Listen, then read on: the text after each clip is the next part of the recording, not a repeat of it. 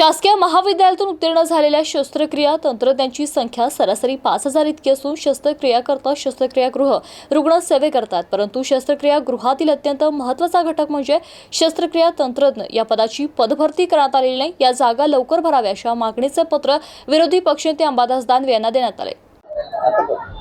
आज महाराष्ट्र राज्याचे विरोधी पक्षनेते माननीय आमदार अंबादास दादा दानवे सर यांना आज आम्ही भेटलो। आमची व्यथा सांगितली। जे आरोग्य सेवेमध्ये ऑपरेशन थिएटर टेक्निशियन हे आरमध्ये नाव असून या पदाची टेक्निशियन पदाची भरती निघत नाही, त्याबद्दल आमच्या विद्यार्थ्यांची व्यथा सांगितली। माननीय सरांनी आम्हाला आश्वासन दिले की आम्ही तुमच्या समस्या पूर्णपणे सोडू। तसेच तुमचे तसेच पुढे मी फॉलोअप घेतो या गोष्टीचं सांगितलं। 24 तारखेला माननीय सरांनी त्यांच्या शासकीय निवासी अजिंक्य तारा येथे बोलवलेले आहे। आम्हाला तिथे सर्व मंत्र्यां प्रश्न सोडवण्यासाठी बोलवले आहे। मुद्द्याचा पाठपुरावा करू म्हणे।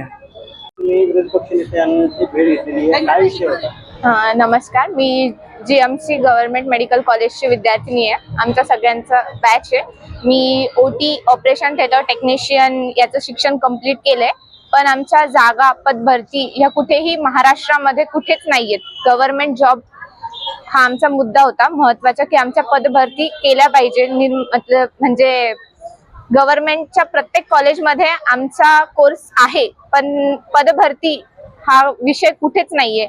दुसऱ्या म्हणजे आमच्या सोबत शिकणाऱ्या दुसऱ्या टेक्निशियन्स जे आमच्या सोबत आहेत बॅचमेट्स, त्यांच्या पदभरती दरवर्षी नियमितपणे काढतायत, पण आमचा मुद्दा कुठेही कोणीच लक्षात करून घेत नाहीये। आम्हाला सगळ्याच गोष्टींमधून वगळल्या जातंय।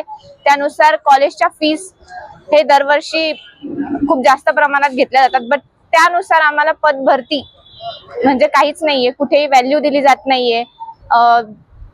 बस एवढंच। शिवानी खंडारे।